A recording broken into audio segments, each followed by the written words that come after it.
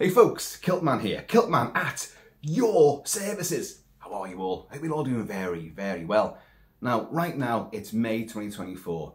More specifically, it's the arse end of May 2024. But way back at the start of May 2024, John Carpenter released the fourth of his fantastically acclaimed and awesome Lost Themes albums entitled Noir. This was Volume 4, Noir. And prior to the release of the album, again from Sacred Bones, their regular record label, he released two tracks. You're hearing one of them now, My Name is Death. And I reviewed those two tracks in their own separate videos. And I thought, well, once the album comes out, like all the other albums, I'll review it specifically. But what sort of confounded me was the fact that once I got it, and I got it at the stroke of midnight, when it was first available to be streamed, I got it straight away, downloaded it, loved it, raved about it, told everyone about it. Oh, I'll be reviewing it soon. And then I kind of forgot about it. But what really bugs me is the fact that no one else has reviewed it either. Now, I go on various other film score sites where I sometimes post up my stuff as well. Links to the videos and little, knee-jerk reviews to stuff like. And no one had covered it on that site either. And yet, they'd been looking forward to it. There was a thread anticipating it. And then when it came out, no one covered it. It's like its name itself suggests, Noir just slipped into the shadows and was forgotten about. Now, I'm sure that isn't the case. Sacred Bones released this on every format. It's on loads of limited edition vinyl. It's on CD, it's download. It's also on cassette. It's on a cassette. I don't understand that, folks. I understand the revival of vinyl. Of course I do. And that's not a new thing. That's been going for over a decade now. Vinyl came back with a vengeance. VHS came back, but as a collectible. And I can understand that because I've still got tons and tons of old VHS tapes and all that for movies. And I've done videos on them. And they are true collector's items now. But to release something on an audio cassette, no one's ever going to play that. And even if you're a collector, like I am, I don't want that little shitty little box and a little tape inside it. I just don't get how that's become something again. I just don't get it. So anyway, let's rectify the fact that I haven't talked about the album, because the album is brilliant. In fact, I think the album is the best of the Lost Themes series, which I thought started off really well. The first album was absolutely excellent. The second one had some good bits, but kind of was forgettable. The third one, what's it called? I've got it here somewhere. Don't you worry, I'll find out. Lost Themes 3, Alive After Death. The first two Lost Themes albums had no subtitle. They were just Lost Themes, then Lost Themes Volume 2, and then 3, Alive After Death, and then this one, Noir. And the other weird thing about this album is that those first two tracks got videos. This track especially was a noir-inspired detective yarn, a gumshoe, a Philip Marlowe-esque type sort of affair. But I reviewed it at the time as well, and I said it's clever. They're chain smoking, all the characters in it, chain smoking, like John Carpenter himself. But there was no denouement to the actual investigation. It was all totally noir-inspired, but it didn't give you a payoff. And then the second track that got released, which, let's go on to it now, which I prefer, is He Walks By Night, which is a bit more pacey. Well, the video for that was a sort of, if I remember rightly, an animated sort of skull face, which could in fact have been John Carpenter's face itself. And the eyeball pops out and bounces around the screen like the old Atari tennis game. Boop, boop, boop, boop, boop, boop, like that. For the entire duration of the video. And I thought, well, if you're branching out into music videos, that really wasn't very spectacular now, was it?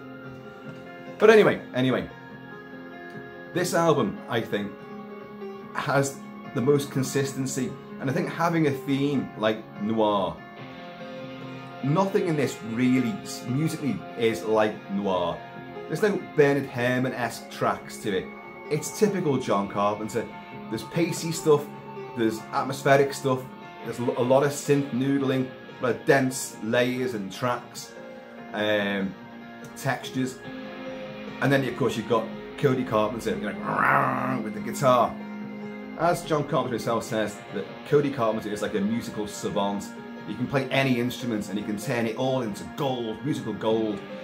But Daniel Davis is the sort of the pioneer, the adventurer, the one who pushes, you know, what we can do, what the themes could end up being. This is lovely because it's got this organ.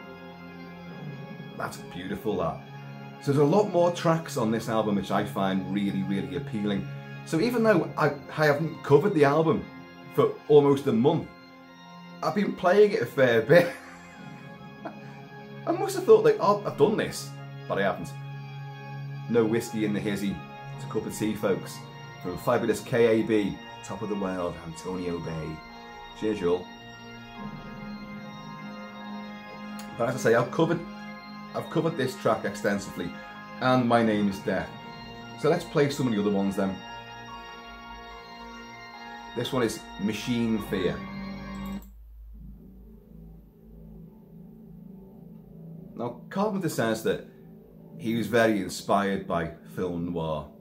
And if you look at he recently published his top 10 favourite movies of all time. And they are almost all film noirs. Yeah, where was the horror and the sci-fi and the westerns? I think there was a western in there, but it was not the lineup you thought. But then again, you know, just because he has a favourite vogue, a favourite genre that he likes to watch, doesn't mean that he's going to make movies like that. Because he certainly doesn't. There's very little noir in John Carpenter's oeuvre. I mean, yeah, Michael Myers, literally light and shade. You know, that pale face, blank, emotionless face, you know, and the blackest eyes, the devil's eyes, looming out of the shadows, the pale white face, almost like a full moon coming out of the clouds. Yeah, that's noir, because chiaroscuro, lighting, shadows, that's the essence of noir. But noir wasn't just a visual thing. Noir was the darkness of man's soul, the corruption, treachery, deceit, you know. Even the good guys have shades of grey, you know, 50 at the last count. So he doesn't really work within that sort of parameter. But that doesn't say that, you know, well, that's what I prefer to sit down and watch. But I'm not making movies, I watch movies, and that's what I like to watch. But nothing in this album really strikes me as being of that genre. And yet, I still love the title Noir. So let's listen to a bit of this.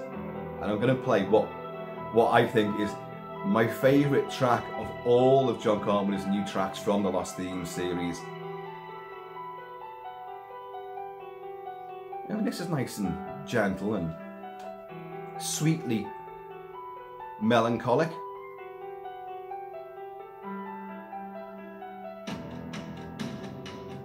And then you get that, and that's a lovely transition there as well.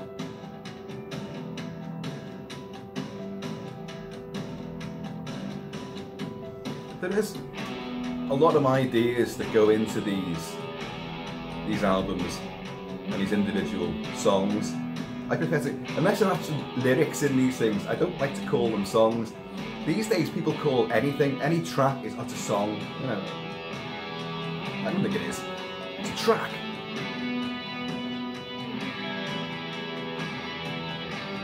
But there's a lot of, you instantly know it's John Carpenter. You could put any track, just a couple of seconds of any track from the 4 albums, and you go, oh, that's John Carpenter.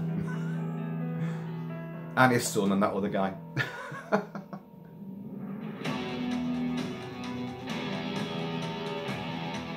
He likes rock music as well. And obviously the 2 guys do as well. It's hard to class it as rock music though. It's kind of safe. And the idea, the impetus and inspiration behind these albums is that they're meant to be soundtracks to films that never got made, soundtracks to the films inside your head, you know? And I like that.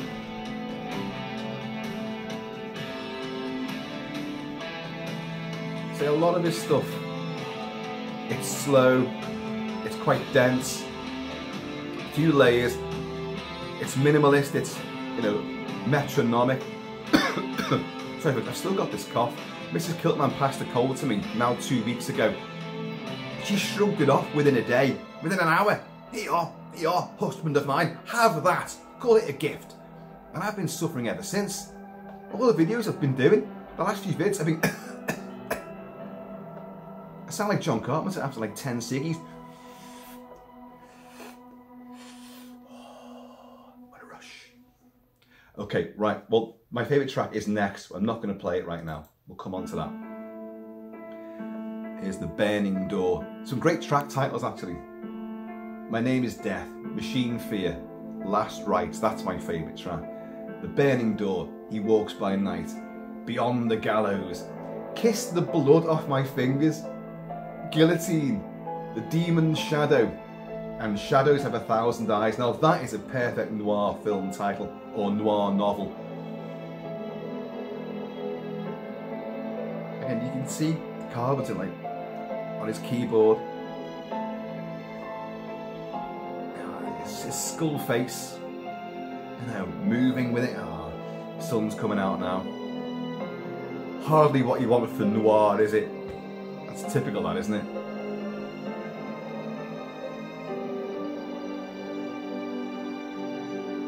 And those glacial layers. I'm just trying to think though, does Cody come in with like a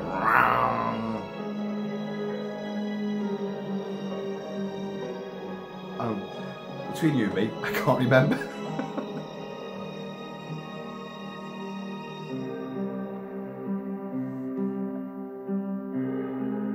See, this sort of thing, these gentle notes and the sort of the textural landscape that they're emanating from, it's very like The Fog, it's very like Halloween.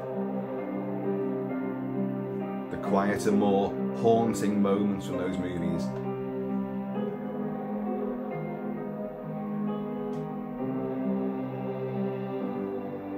I like this. This is quite spectral and doom-laden. There's almost like a kind of like Edgar Allan Poe feel to this. A big old house, decrepit ancestry, a haunted inheritee who's took over the mansion, haunted by the ghosts of his family's past. Dark secrets.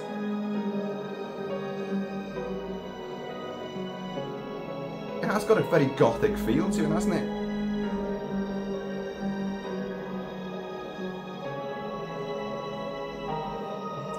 Not very noir.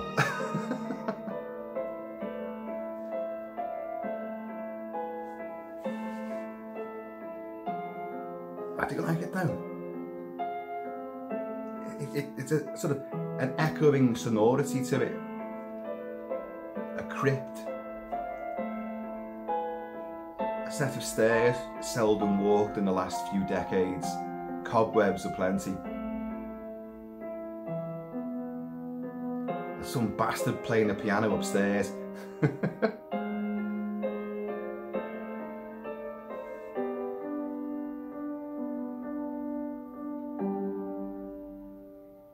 Very good. The next track is He Walks by Night, which you've heard before. Oh, I'm really massively illuminated now, aren't I? This is great though. Do love this track.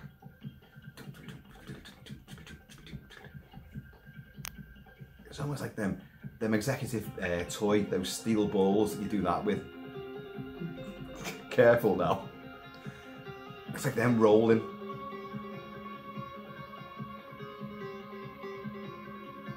You've got that organic sort of bubbling taking place as well.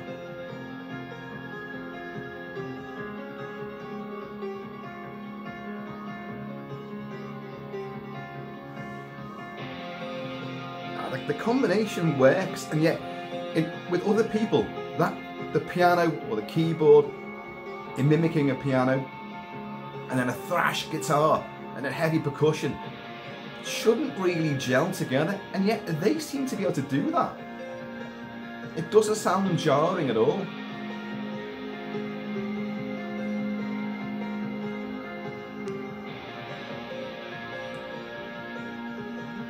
My wife has just messaged me saying that whiskey's £18.50 at the moment. That's a nice cheap price right now. But I can't reply because I'm using my phone to record this. Shit. Sending thoughts, telepathy, mind reading. Thoughts to Mrs. Kilt-Man. Buy it, buy it, buy two. See this ecclesiastical sort of monastic sound with the organ effect.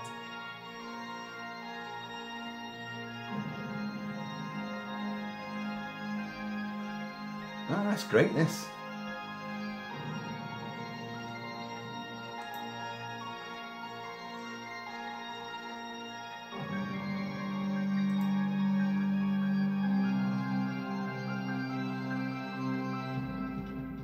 And it begins again. I did cover this track in depth in its own video, but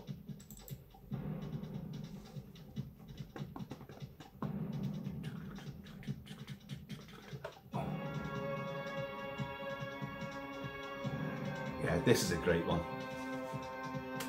I think this and Last Rites are the best that he's done on these albums. Of course, he's also done the Blumhouse Halloween trilogy scores, and of course his music is the best thing about those movies as far as I'm concerned.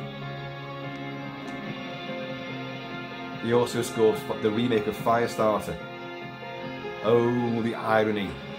Because he was meant to make Firestarter, but in the end he didn't do that. He did Christine instead. And Tangerine Dream scored the original Firestarter, and that's a great score as well. His score for the remake is brilliant. And also the best thing about the movie's awful. It's bloody awful.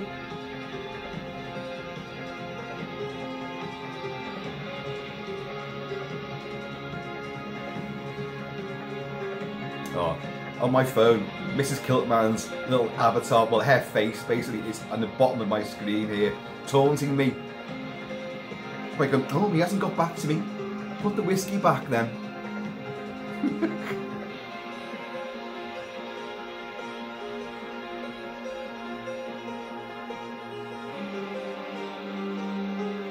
They are great little mini anthems, these tracks. Okay. Beyond the Gallows comes next.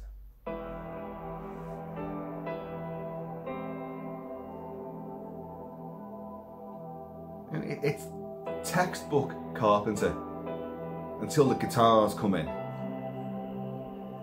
These synth layers, swooning, whooshing sort of sound design.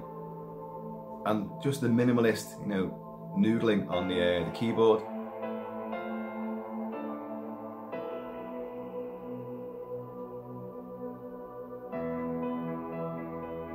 But I think there's a lot more sounds that they've got in their textbook, in their catalogue, in their arsenal, you know, of sound design. And they sound a lot more accomplished as well. When the first Lost Themes came out, all the fans were like rejoicing, oh, more John Carpenter music at long last, it'd be great this. And it was good. But it was vintage Carpenter. It was just, well, he's never been away. It was just, this is pure Carpenter stuff. And then the second one came out and it was like, well, you haven't really, it sounds just like the first one, really. And in a way that was good, but he's not corrupting himself. He's sticking to his guns. He's giving us what we want and what we know and love about his music. But then, with Alive After Death, Volume 3, and especially this, he's pushing further out with different sounds, different elements in the musical vocabulary.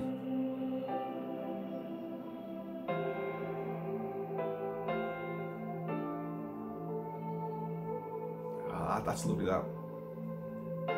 And that harks back to vintage Halloween and the fog. Just those sort of whooshing little elements of synth cadence.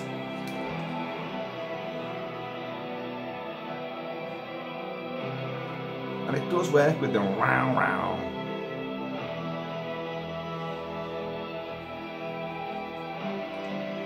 I mean, folks, someone did say to me, you know, when you do these album reviews and you talk all the way through the tracks, what's the point? Well, the point is, you're hearing enough to go, oh, I like that, or I don't like that. But if I just played the bloody thing, I'd get done, wouldn't I? The copyright. The idea is, I love this stuff, I want to talk about it. If you like what you hear, you go buy it. So I'm doing them a favour.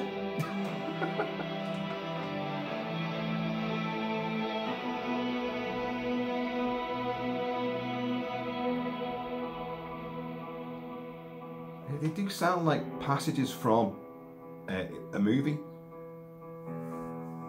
Someone puts some clues together, makes a revelation, right, that's it, and then off they go. It's almost like the thought process is taking place. But there are some where it's a bit of action going on as well.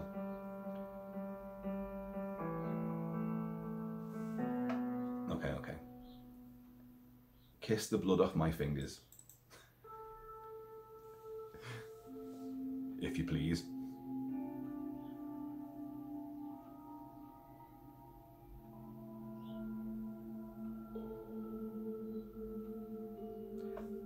These play really well in a darkened room as well. Noir, again, a darkened room. You know, like you used to when you first got into music and you got a great sound system for its time. And you put your headphones on, like, and you turn the lights off. But you had like a stack system and all the LEDs were going flickering all over the place. And you were just in the zone. Drifting away with like Kraftwerk, OMD, this is talking about myself obviously, Kraftwerk, OMD, Tangerine Dream, or of course John Carpenter. I've got all his early movies on the original vinyl.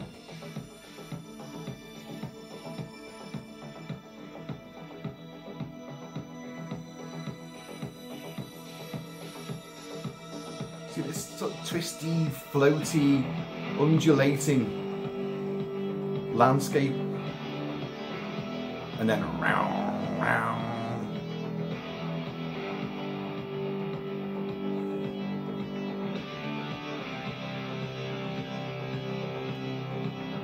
It's gone cold.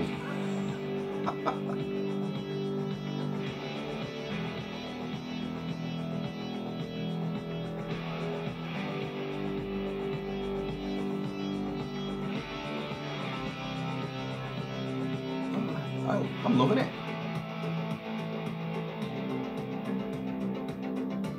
There's a fair bit coming together here.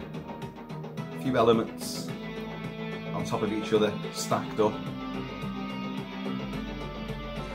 This is quite sly, isn't it? Ow, ow, ow. It's almost like, ha ha.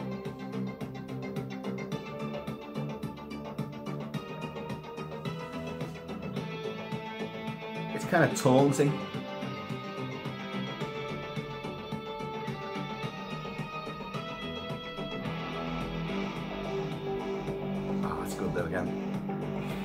Sort of like synth. Again, those stress balls knocking together but in a synth texture.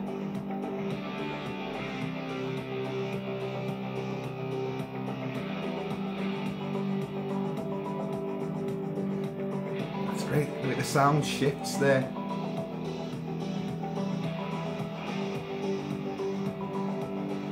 There's almost like, that's quite exotic, the sound there. Like it's some kind of like synthesized take on ethnic wooden percussion.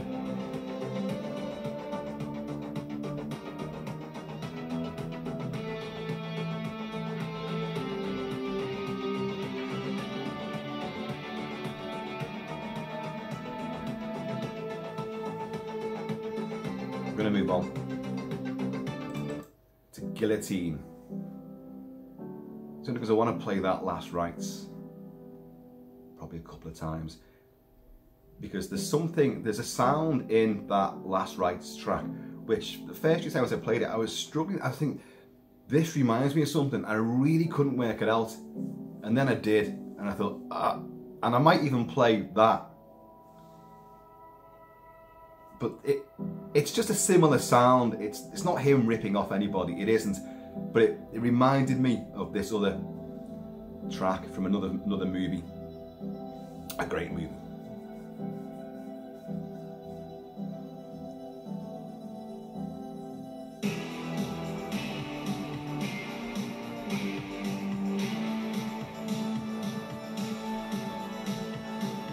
You hear that organ as well, again, in the background.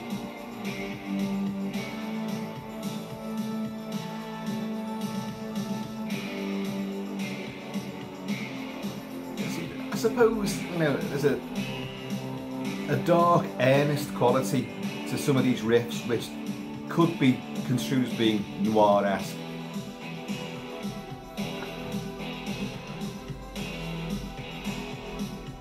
But you throw in that organ in the background and some of these minimalist keyboard tinkerings and it becomes gothic.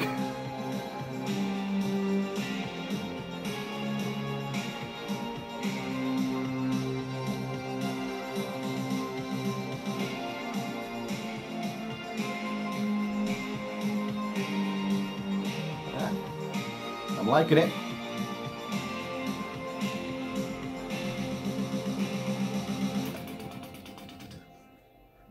It hasn't ended.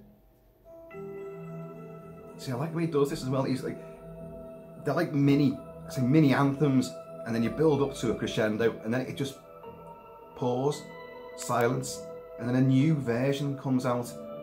But it's all part of the same track. Yes, these little eerie bridges, and then of course the guitar and the bass comes back in again.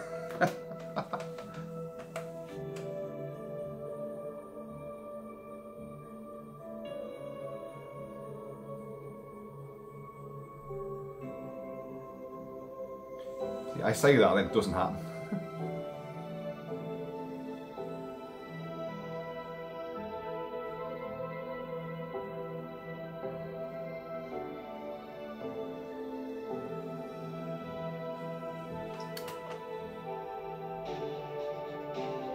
Yeah, it's going to fold back in again. It's like a couple of musical cars travelling in tandem down a lost highway, and then one just veers off, does its own thing, and then it comes back and it all resumes again in cahoots.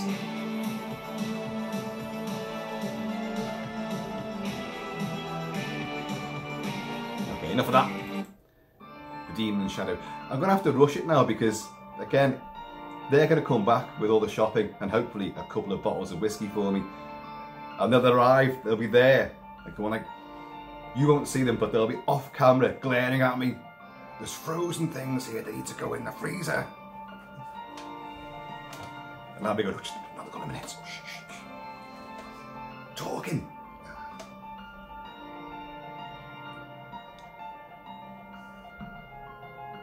See, the style it's consistent.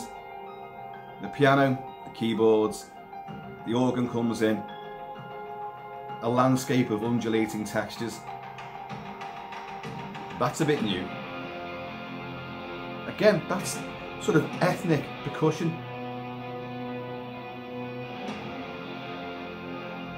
Or maybe some coconut halves.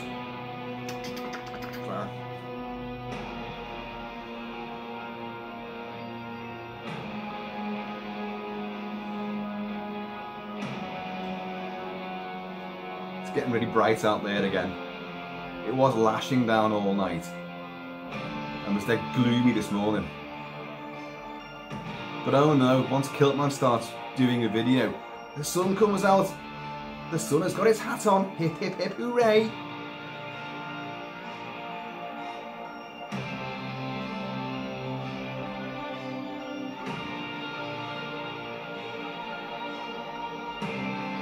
I don't know if they're going to tour again. I haven't heard that they're going to. I've seen them twice, in Liverpool and then in Manchester, on the consecutive nights. Liverpool the Friday, Manchester on the Saturday. Both times I was fully dressed as Snake Plissken. And they were wonderful events. Of course, he toured all over America, he toured around Europe and all over the UK, and it went down really, really well.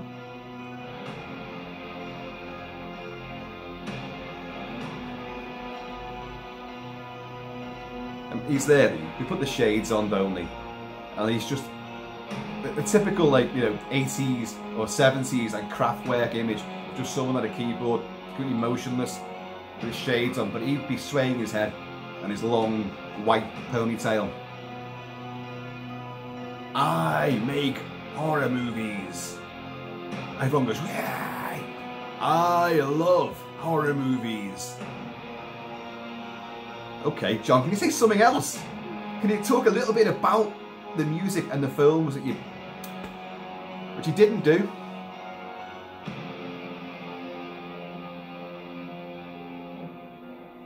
Okay, that's Demon Shadow. Then we have Shadows Have a Thousand Eyes.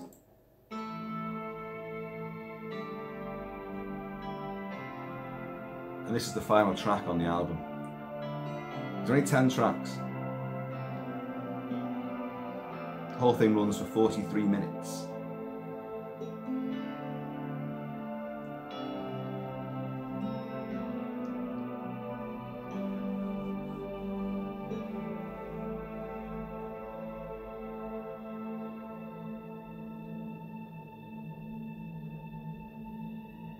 Oh, that's nice, isn't it? Suspense.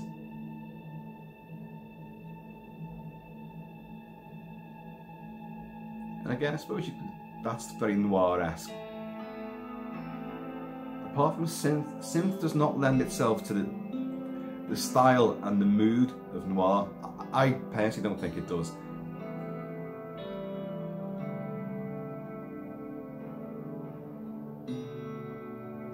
I mean, dark strings, cellos, you know, woodwinds. Maybe a bit of faltering jazz as well. It is the sort of vogue from the 40s, sort of scores to noir movies. Brooding, dark, melancholic. Those three descriptions are exactly what his music is, but you include the synth and sort of, and it kind of takes you out of the noir envelope, I think. I'm not knocking this, by the way. That may sound like I am. I think it's the best album he's put out.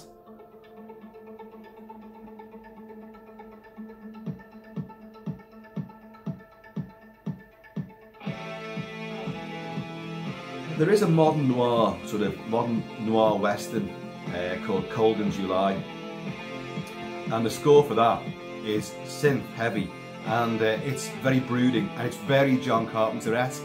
And the film is a sort of dark western, modern western, noirish thriller. So that's made me eat my words, hasn't it? So a composer there took Carpenter's style and put it on directly onto a noir film. Okay. We're gonna go on to Last Rites. This is great, this. It's super fast, and then it has one of those little quiet bridges, and then comes back again.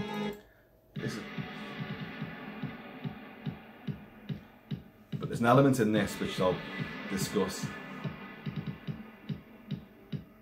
There's a bit of...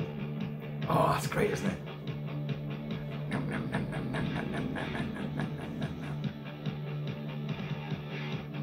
See, I like these faster ones.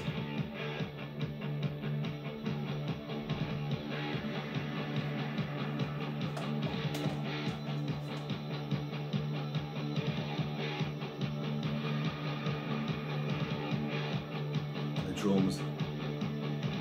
Nice and simple and noble. It's that element. I love this. It's sort of like stretched chime.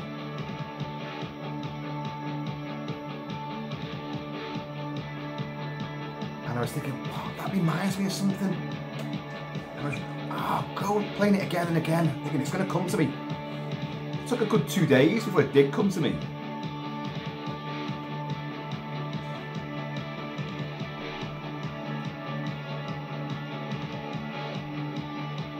I love it. It's very addictive.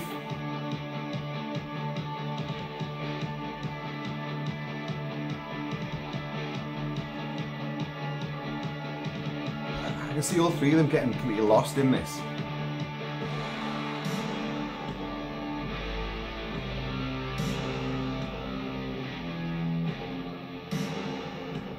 That's nice and thick, and I like that. The rock influence definitely coming through there.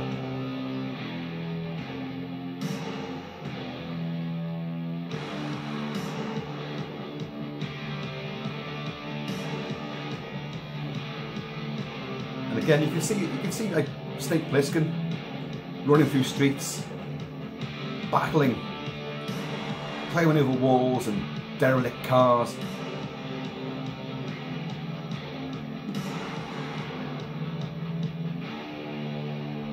And now,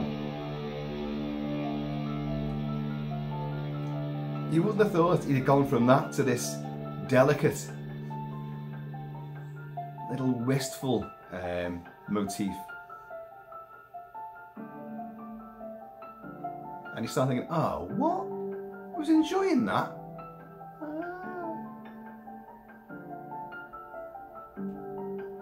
You can't get more simplistic than that, can you?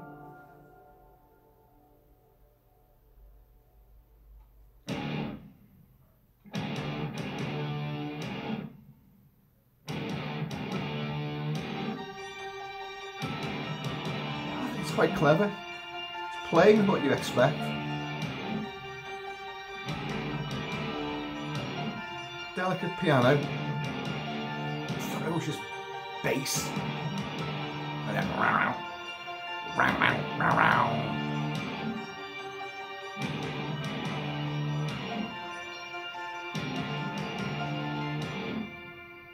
And then you get back into this again. You're off on the run.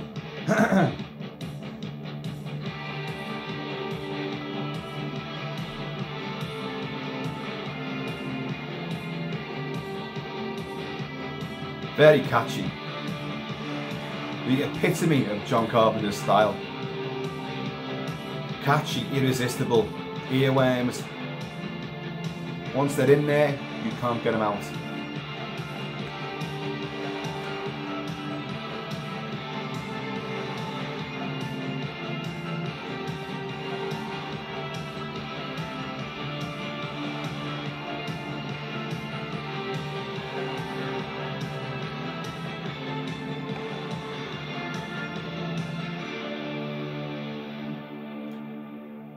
Gorgeous.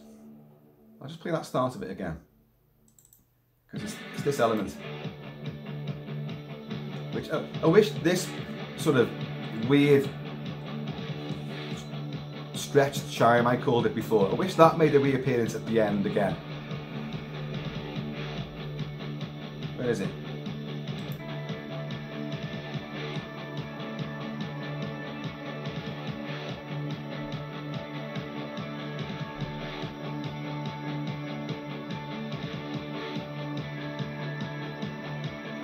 Adds like the icing on the cake for me. Sort of sweetly agonized.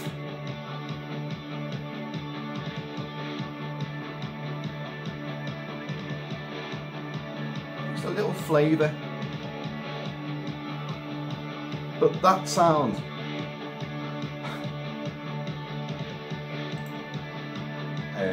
reminds me of a track in the score for Lone Survivor by Explosions in the Sky. Yeah, the SEAL team trapped behind enemy lines, the Taliban are after them. And it's a track called Murphy's Ridge.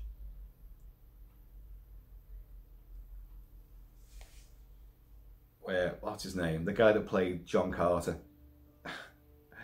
who plays Murphy, has to make a self-sacrificial climb and ascent to a promontory to call in rescue team, an airstrike and a SEAL rescue team, because they're shot to bits. There's only 4 of them. They're dying, you know, and he will be killed on that ridge. It's a true story as well.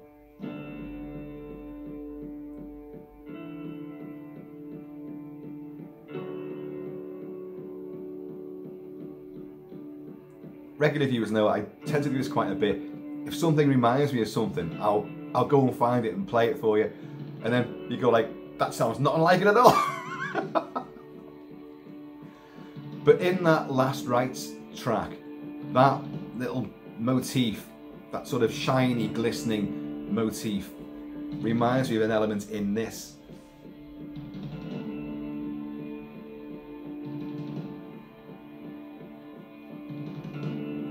Marky Mark Wahlberg, who plays Marcus Luttrell, who is the lone survivor.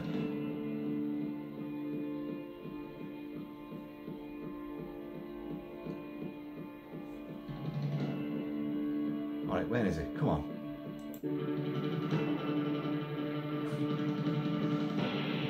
Don't you make a liar out of me.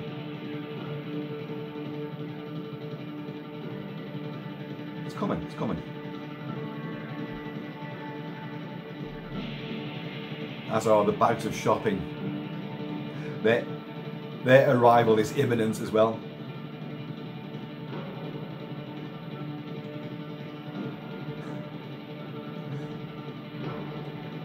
Come on. See again, if there is a similarity with the thrashing guitar.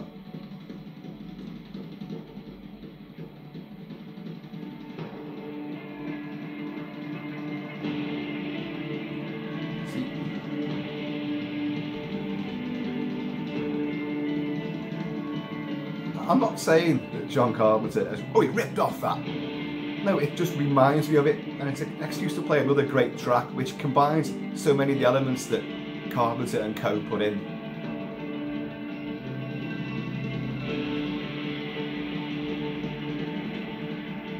Now, I'm sure there's a more obvious, overt moment.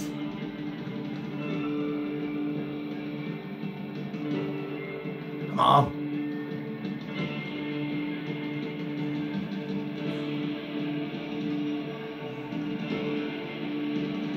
I'm moving this on.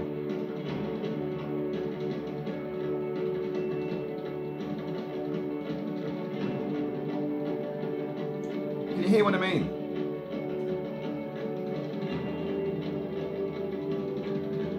So you've got, you know, the momentum, the relentless beat.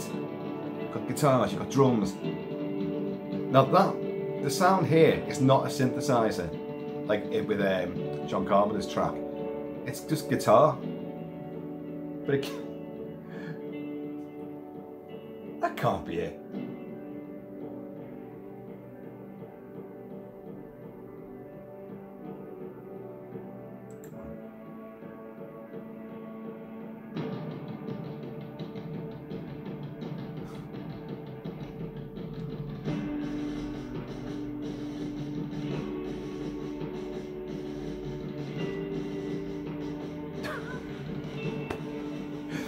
You know, folks, when you realise that you've been talking complete and utter crap.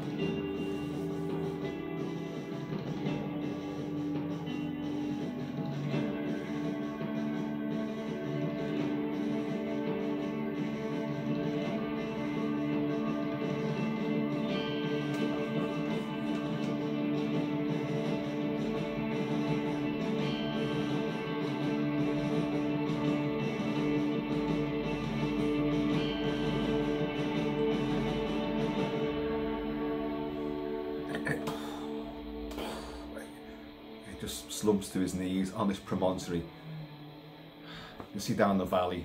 He's made the call, and then he dies. Now, for God's sake, going back onto air.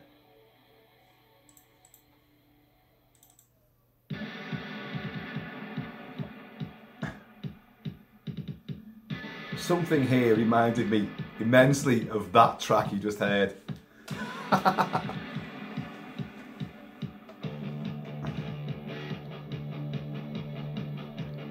It's when that chime comes in.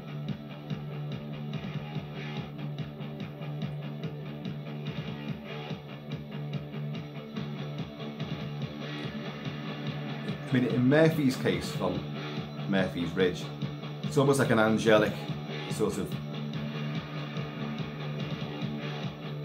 ethereal element.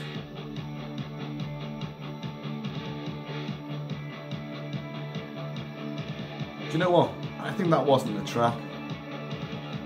I'm hearing this now, and it definitely is in Lone Survivor. But it would mean going through the entire Lone Survivor score to find it.